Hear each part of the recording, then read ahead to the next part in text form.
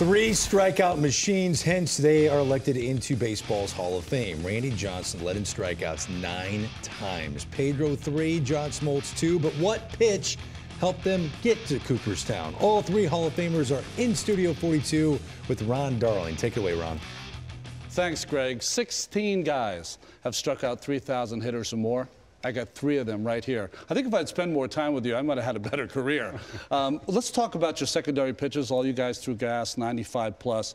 I'll start with you, Randy. Your slider, when did you learn it or when did you perfect it? I don't know if you ever perfect the pitch. I think you are always trying to work off of that pitch and get something else from it. But my slider didn't start off as the slider that it eventually became. It was nothing more than just like a cutter, a hard cutter, or a moving, kind of like a slurve, if you will. I was in between throwing a curve. I couldn't throw overhand curve 12-6, so I threw a slider, and it was simply just having my pressure point on the laces on the inside of the shoehorn right there, and then my thumb pressure right there, and just moving it around and where I felt comfortable. And it was not maybe a setup for a conventional slider, but for me it was more about my arm strength too, and about how I was releasing it out in front with a combination of my arm strength, and so I would be able to get a little bit extra behind the pitch, and so that's probably was more like just a hard cutter, because it would be clocked at anywhere between 88 and 93 at times, and so with a little bit of movement. John, you were we've seen you here a lot. You had great gas. You had that great slider, one of the best sliders of your generation. But later in your career, you picked up that split finger. Masahiro Tanaka now has brought that over to Japan. A lot of young pitchers who've been kind of stripped of that from the minor leagues are starting to learn it. How did you learn the split finger? Well, first and foremost, I could never throw a changeup, and I pitched with 2 of the greatest. Glavine tried to show me his. Maddox tried to show me his. I couldn't do it. You throw me a grip, and I threw it too hard. So left-handers are starting to have, you know, a luxury against me, and I had to come up with something. And Nardi Contreras showed me to set the ball like this and then turn it over and hold it, and that was the pressure point I had for a split finger. Now, the split fingers that a lot of guys will have was to dig, more of a fork ball, but I literally would turn it over and then right here with the thumb on a seam, and I threw it like a fastball, and luckily for me, that ball literally disappeared at the plate. And I never tried to throw it for a strike. If I threw it for a strike, it was a mistake. And I just evolved. And then I would change my thumb and change the speeds on it by pushing it up here or keeping it back down here. But literally, this was the easiest pitch to learn because all I had was a fastball mindset. And it was the equalizer for you against left-handed hitters. It saved my life.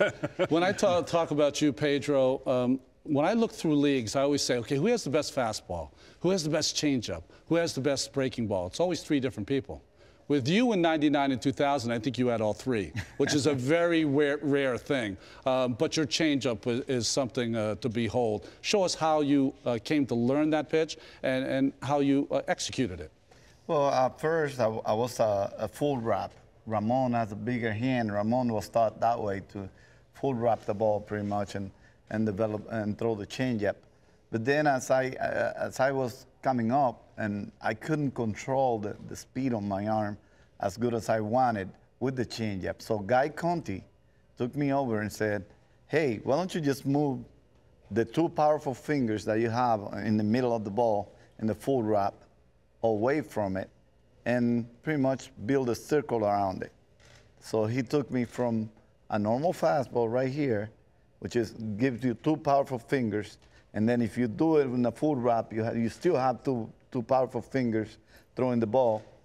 And all he did was move it away and let it go. Then I could just have the same rotation on the fastball, but moving my fingers will add probably movement when I needed it and knock off velocity when I wanted it. And that's why I had such a big margin of movement and also the speed difference. Did you grip it tight or loose? Loose. Loose. You want the ball to do that on your fingers, and my fingers were really flexible to do that. So that just hurt my fingers. But that's the way I did it. It's the same thing with the fastball. I could get all the way and generate. That's why I hold the ball for so long.